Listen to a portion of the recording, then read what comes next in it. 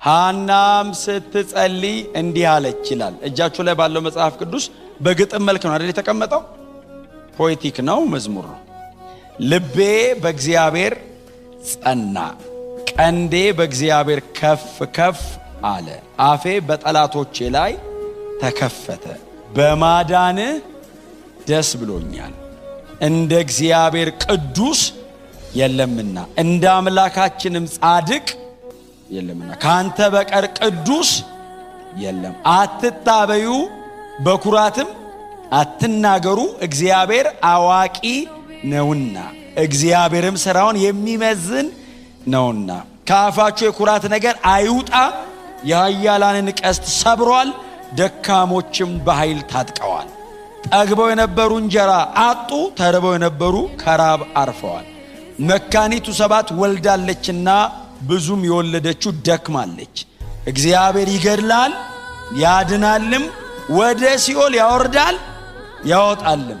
እግዚአብሔር ድሃ ያደርጋል ባለጠጋም ያደርጋል፣ ያዋርዳል ደግሞም ከፍ ከፍ ያደርጋል። ከሕዝቡ መኳንንት ጋር ያስቀምጣቸው ዘንድ የክብርንም ዙፋን ያወርሳቸው ዘንድ ችግረኛውን ከመሬት ያስነሳል፣ ምስኪኑንም ከጉድፍ ያስነሳል።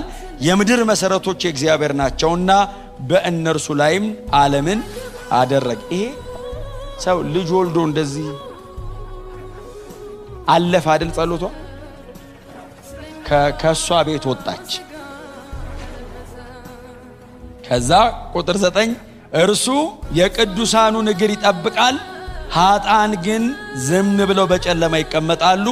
ሰው በኃይሉ አይበረታምና ከእግዚአብሔር ጋር የሚጣሉ ይደቃሉ፣ በሰማይ ያንጎዳጉድባቸዋል። እግዚአብሔር እስከ ምድር ዳርቻ ይፈርዳል ይልና ቁጥር 10 ሲዘጋው ምንድነው የሚለው? ለንጉሱም ኃይል ይሰጣል።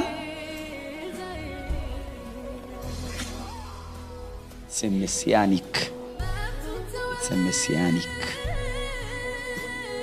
ሃና አንድ ሳሙኤል በሚባል ልጅ የእግዚአብሔር ዘላለማዊ የማዳን እቅድና እግዚአብሔር ምን አይነት ሶቨሪን ጋድ እንደሆነ አንደርስታንድ አደረገች።